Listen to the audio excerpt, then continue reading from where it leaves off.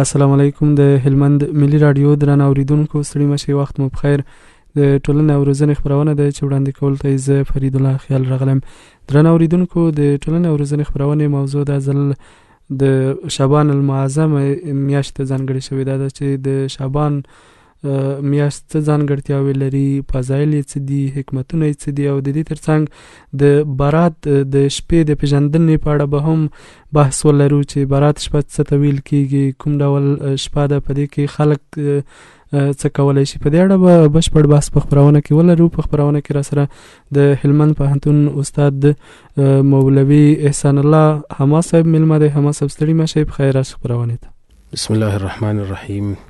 إن الحمد لله نحمده ونستعينه من يهده الله فلا مضل له ومن يضلل فلا هادي له وأشهد أن لا إله إلا الله وحده لا شريك له وأن محمدا عبده ورسوله.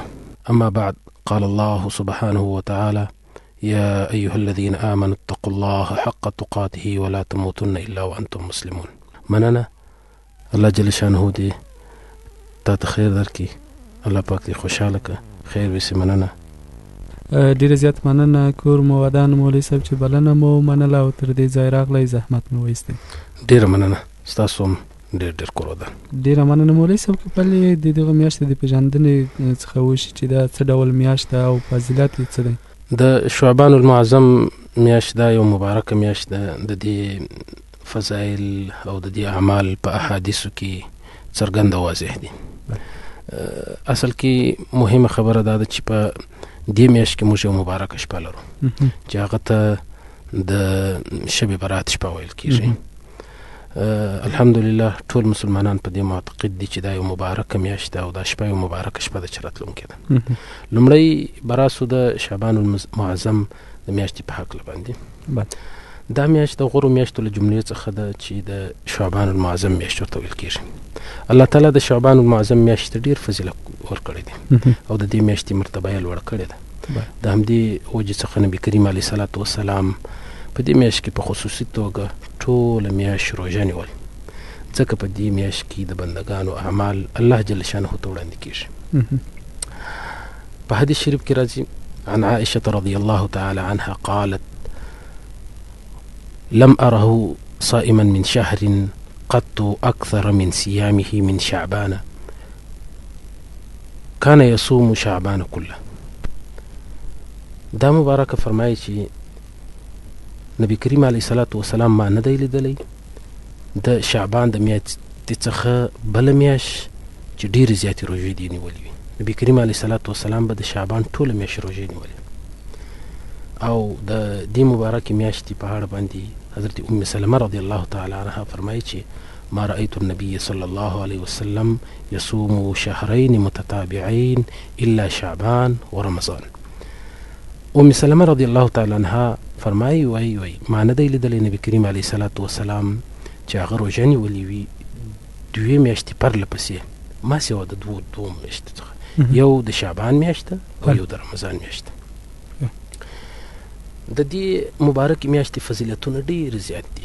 یو بل حدیث کې نبی کریم علیه صلات وسلام د شعبان د میاشتې یا د برات د میاشتې د فضیلت په هکله فرمایي چې عن عائشة رضی الله تعالی عنها تقول: كان أحب الشهور إلى رسول الله صلى الله عليه وسلم أن يصومه شعبان ثم يصله برمضان. رواه ابو داود. د حضرت عائشة رضی الله تعالی عنها څخه روایت دی. هغه فرمایي چې هغه ډېره غوره میاشت چې نبی کریم علیه صلات وسلام په هغه کې روژې ونیسي هغه د شعبان میاشتو، بیا به یې ورسره د روژې د مبارکې میاشتې ټولې روژې نیولې. نو د دې ټولو احادیثو څخه دا ثابتېږي دا میاشت یو مبارکه میاشت ده. په بل روایت کې هم د حضرت ام سلمه رضی الله تعالی عنها څخه روایت دی چې په سنن ابي داود را نقل کړی دی انه لم يكن يصوم من السنة شهرا تاما الا شعبان يصله برمضان. حضرت ام سلمه رضی الله تعالی عنها فرمایي وای نبی کریم علیه صلات وسلام به په کال کې یوه میاشت داسې وه چې هغه بیا کاملې نفلي روژې نیولې، هغه د شعبان یا د برات میاشت. نو علماء کرام وایي چې د رمضان المبارک څخه د مخه چې کومه میاشت د برات میاشت ده دا د د دې روژې د رمضان المبارک د پاره یو تمرین دی، ګواکې اصطلاح یو تمرین دی چې مسلمانان په دې میاشت کې روژه ونیسي او رمضان المبارک ته چمتووالی ونیسي او ځان ورته آماده کړي. نو د شعبان روژې نیول د رمضان د روژو لپاره مقدمه ده او د شعبان په روژو کې به هغو عباداتو پیل کوي کوم چې بیا په رمضان کې یا په روژه کې سړی انجاموي یا په روژه کې سړی کوي، لکه د روژې نیول په دې میاشت کې د قرآن کریم تلاوت او نور داسې عبادتونه چې هغه بیا سړی په اصطلاح عادت سي د رمضان المبارک میاشت. ډېرې زیات مننه مولوي صاحب. د شعبان د میاشتې حکمت څه دی چې دومره فضیلت لري؟ ډېره زیاته مننه. د شعبان د روژو د حکمت په اړه نبی کریم علیه الصلاة والسلام یو حدیث کې فرمایي، وایي حضرت اسامه ابن زید رضی الله تعالی عنہ څخه روایت دی، هغه وایي چې ما وویل ای د الله رسوله، تاسو په دې د شعبان په میاشت کې پوره روژې نیسئ. یعنی د دې سوال څخه مطلب د دې فلسفه پوښتل چې ولې په دې میاشت کې ته ډېرې روژې نیسئ یا اکثره روژې نیسئ. نبی کریم علیه الصلاة والسلام ورته وفرمایل دغه د شعبان یو داسې میاشت ده چې خلک ورڅخه غافله وي او د رجب او رمضان ترمنځ دغه د برات میاشت ده چې د دې میاشتې داسې یو میاشت ده چې په پورته کولو کې په دې میاشت کې عملونه رب العالمین ته پورته کیږي. نو زه د الله رسول صلی الله علیه وسلم فرمایي وایي زه خوښ ګڼم چې زما اعمال دی الله جل شانه ته په داسې حال کې پورته سي چې ما روژه نیولې وي.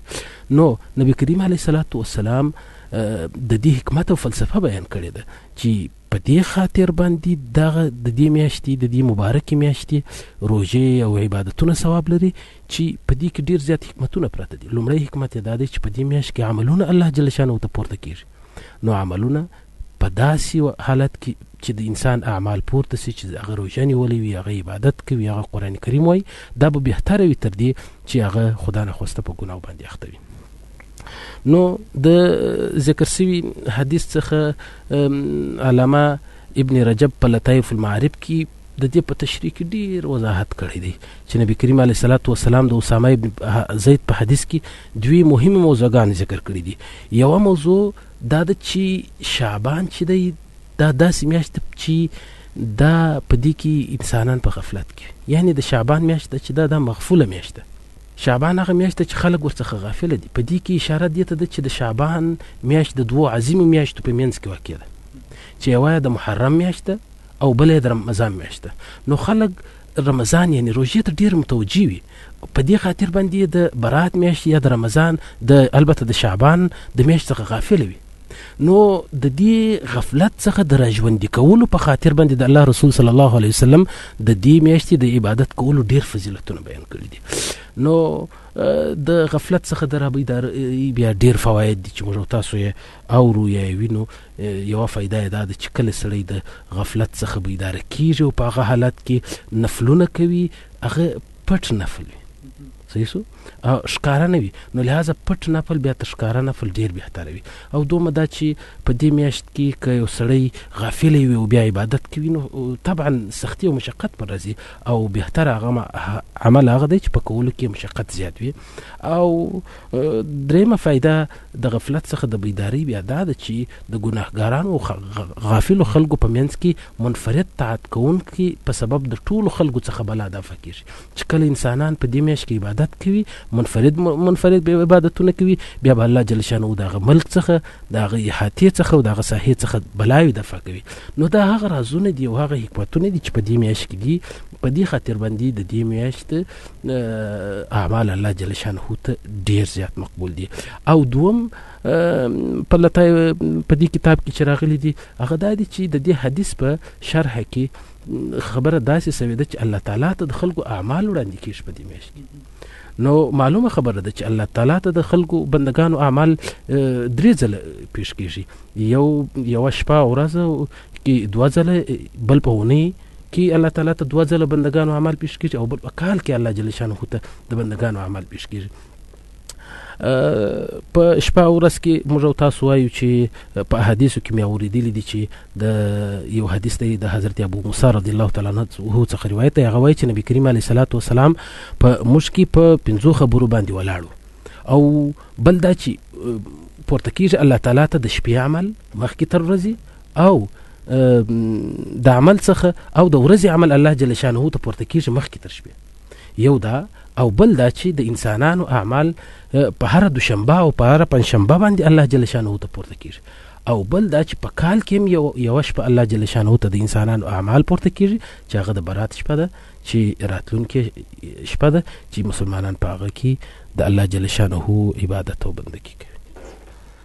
ډیره زیاته مننه مولوي صاحب. کور ودان دغه د برات شپه څه ډول شپه ده، که لږ په تفصیلي ډول اوریدونکو ته معلومات ورکړل شي او فضایل یې څه دي؟ ډیره زیاته مننه. د شعبان یا د برات 15مې ته په اصطلاح شب برات ویل کېږي. موږ تاسو په اصطلاح کې دی ته د شعبان 15مه شپه چې ده هغه ته شب برات ویل کېږي. نو دا شپه د نورو میاشتو د نورو شپو څخه ډېر فضیلت لري. د شپې عبادت او د ورځې بیا مستحب عمل دا دی چې روژه ونیول سي. نو په قرآن کریم کې د دې فضیلت ثابت دی. بعضی علما د قرآن کریم د آیات استدلال ویشي چې فيها يفرق كل امر حکیم، چې په دې شپه کې د انسانانو د کارګردګیو جلاوالی راځي. مثلا انسانانو ته تقسیم کیږي چې په دا شپه به ستا بچی پیدا کیږي، په دا ورځ به ستا ته داسې کوي، په دا ورځ به مړ کیږي، په دا ورځ به ستا بچی پیدا کیږي. دا ټول په دا شپه کې کیږي. د استدلال وجه دا ده چې د فيها څخه بعضې علما فرمایي چې دغه شعبان د 15مې شپه یا د برات د 15مې شپه مراد ده، او ځینې مفسرین بیا وایي چې د شعبان 15مه شپه په کال کې د دې په دې شپه فیصلې کیږي، د ژوندونو فیصلې په دې کیږي، د عمرونو فیصلې، د خلکو د مرګ نیټې، دا ټول په دې شپه کې. نو لومړی دا چې د دې فضیلت په قرآن کریم کې ثابت دی او په نبوي احادیثو کې هم د دې فضیلت ثابت دی. په احادیثو کې د 15مې شپه په اړه باندې ډیر زیات فضیلتونه ثابت دي. د حضرت عائشہ رضی الله تعالی عنها څخه روایت دی، وای دا مبارکه فرمایي، وای کان یصوم شعبان كله قالت قلت يا رسول الله احب الشهور اليك ان تصومه شعبان قال إن الله يكتب على كل نفس ميتة تلك السنة فأحب أن يأتيني أجلي وأنا صائم. د حضرت عائشہ رضی الله تعالی عنها څخه روایت دی، هغه وایي چې نبی کریم علیه الصلاۃ والسلام به ټول شعبان روژه نیول. حضرت عائشہ رضی الله تعالی عنها فرمایي، وای ما ورته ویل چې د الله رسوله آیا تا ته غوره میاشت شعبان ده چې ته په دې کې روژې ونیسې؟ نبی کریم علیه الصلاۃ والسلام راته وویل، دا فرمایي وای بېشکه الله جل شانه لیکي هر نفس لره، یعنی هر نفس لره په کال کې وفات لیکي. نو زه دا خوښوم چې ما ته ازما اجل راشي په داسې حال کې چې زه روژه نیسم. د دې حدیث شریف څخه د شعبان معظم په میاشت کې د خلکو اجلونه لیکل ثابتېږي. نو بل حدیث کې بیا د حضرت عائشہ رضی الله تعالی عنها څخه روایت دی، هغه دا څرګندوي چې د شعبان په 15 تاریخ کې د خلکو اجلونه او رزقونه لیکل کېږي. د حافظ ابن حجر رحمه الله لیکلی دي وفي الحديث دلیل على فضل الصوم في شعبان. په یو بل حدیث کې د برات د 15مې شپې په اړه باندې راځي چې ان الله عز وجل بلا کیف، الله جل شانه بلا کیف د شعبان په 15مه شپه اسمان دنیا ته د دنیا اسمان ته راځي او ګناهګاران ته بخښنه کوي. د حضرت علي ابن ابي طالب رضی الله تعالی عنه روایت دی، هغه وایي چې نبی کریم علیه الصلاۃ والسلام قال رسول الله صلی الله علیه وسلم اذا كانت ليله نصف من شعبان فقوموا ليلها وصوموا نهارها ان الله ينزل فيها لغروب الشمس الى سماء الدنيا فيقول الا من مستغفر لي فاغفر له، الا من مسترزق فارزقه، الا مبتلا فاعافيه، ألا كذا ألا كذا حتى يطلع الشمس، حتى يطلع الشمس، يا حتى يطلع الفجر، حتى يطلع الفجر. د حضرت علی رضی الله تعالی عنہ څخه روایت دی، هغه وایي چې نبی کریم علیه الصلاۃ والسلام وفرمایل کله چې د شعبان میاشت 15مه سي نو په دغه شپه باندې باید سړی په عبادت یې ویښه کی او د ورځې باید روژه ونیسي.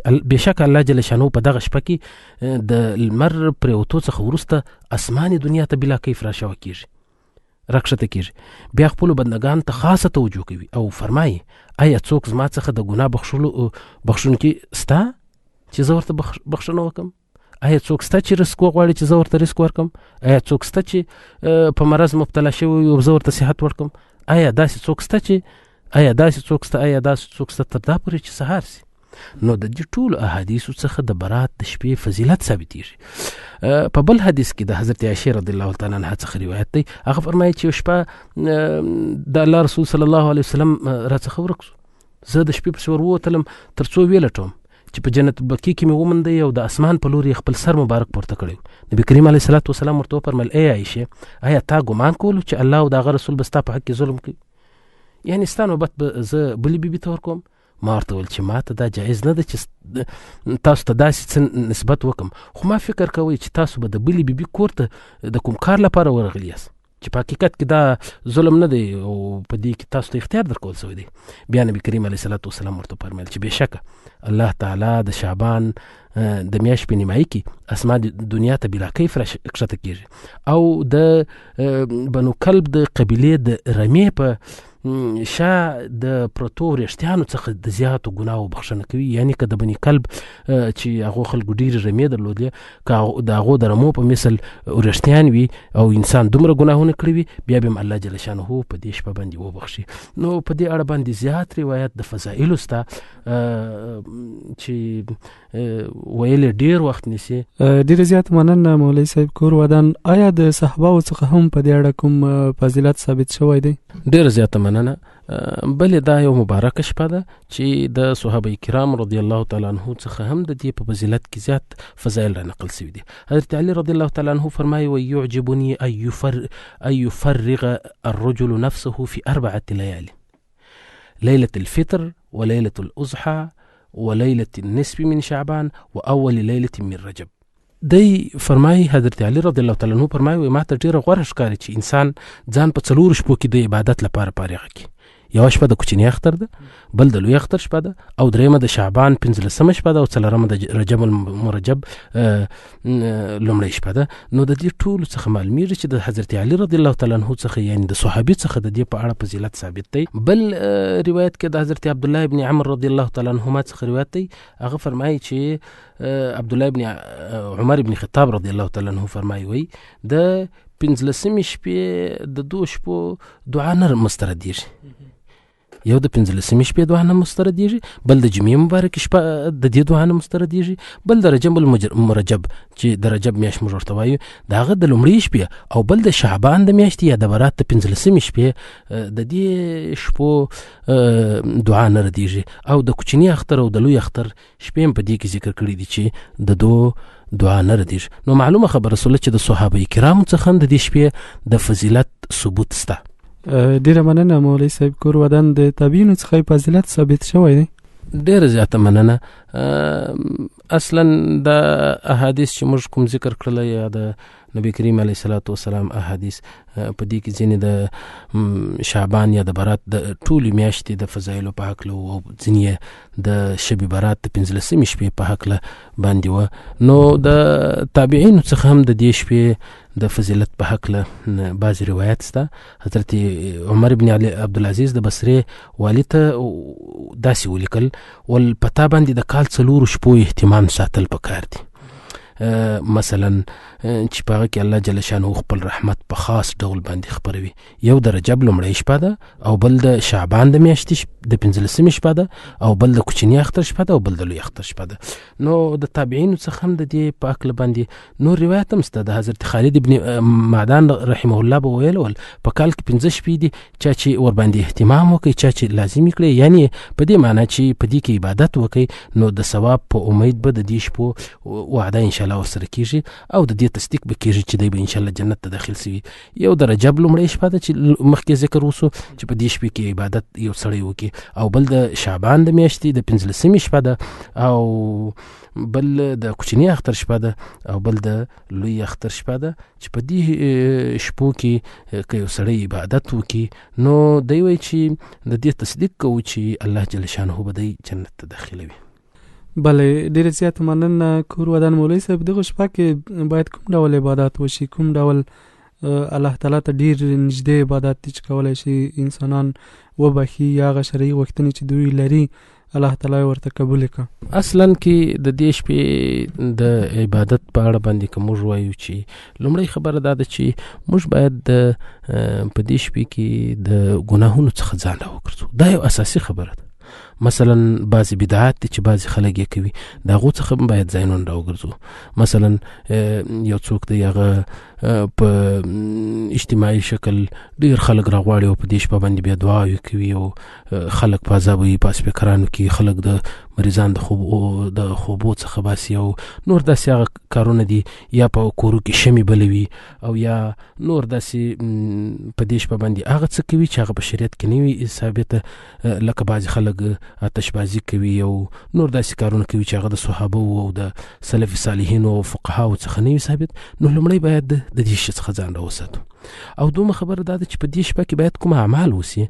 په دې مبارک شپه کې باید د مثلا لومړی کار باید دا وسي چې د ماخوستن او د سهار لمونځونه په جماعت سره وسي چې ډیر زیات ثواب لري. په عموم کې دا دوه جماعتونه ډیر زیات ثواب لري. که په دې شپه سړی وکړي نو انشاءالله د دې شپې د عبادت څخه به نه محرومه.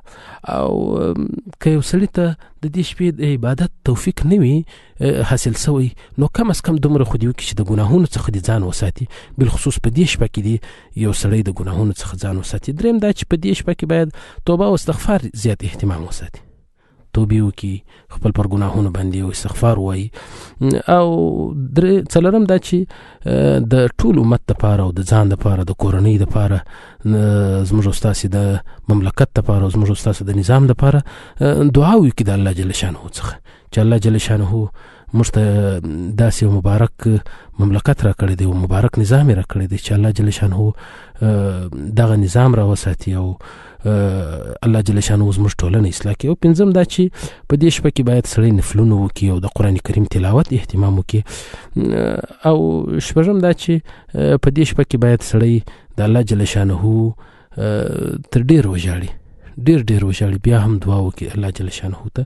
نو دا هغه اعمال دي چې سړی په دې شپه کې کوي. انشاءالله الله جل شانه به د دې شپې د اعمالو ثواب دې کس ته ورکوي. بله ډیره زیاته مننه. ډیرو خلکو ته پوښتنه دا وي چې دغه 15مې ورځې روژه نیول څنګه دي؟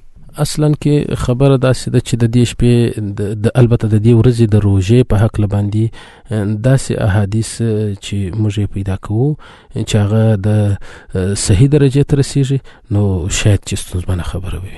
نو که موږ وایو چې په دې شپه کې البته په دې ورځ کې سړی روژه ونیسي، نو یو مستحب عمل دی، الله جل شانه به ثواب ورکوي. که نور نه په هغه ایام البیس کې به الله جل شانه راولي چې د هغې په ذریعه سره به الله جل شانه د ته ثواب ورکوي. نو په دې ورځ کې روژه نیول یو مستحب عمل دی.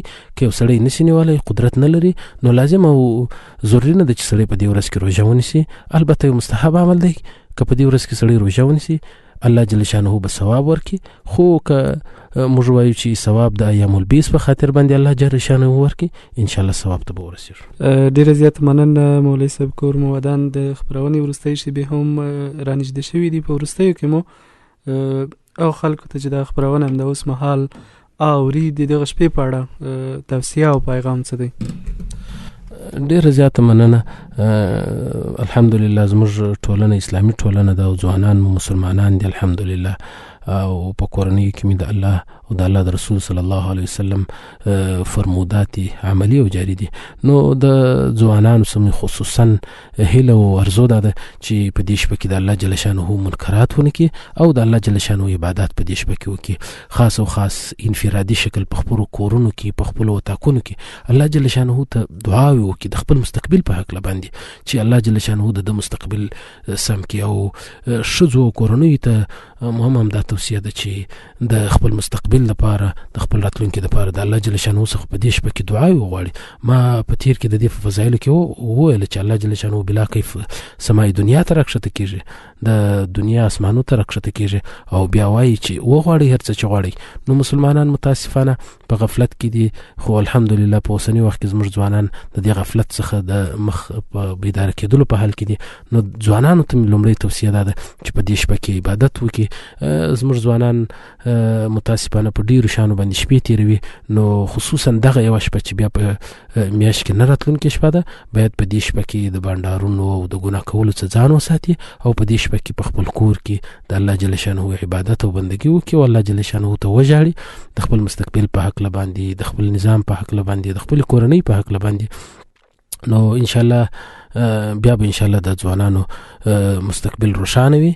او ښځو ته مې توصیه هم دا ده چې په همدې شپه کې د منکرو څخه ځان وساتي او د الله جل شانه عبادت او بندګي په همدا شپه کې وکړي، تر څو په راتلونکي کې بیا د دې مستقبل روښانه وي او الله جل شانه ورڅخه راضي وي او الله جل شانه دوی په خیر او عافیت کې ولري.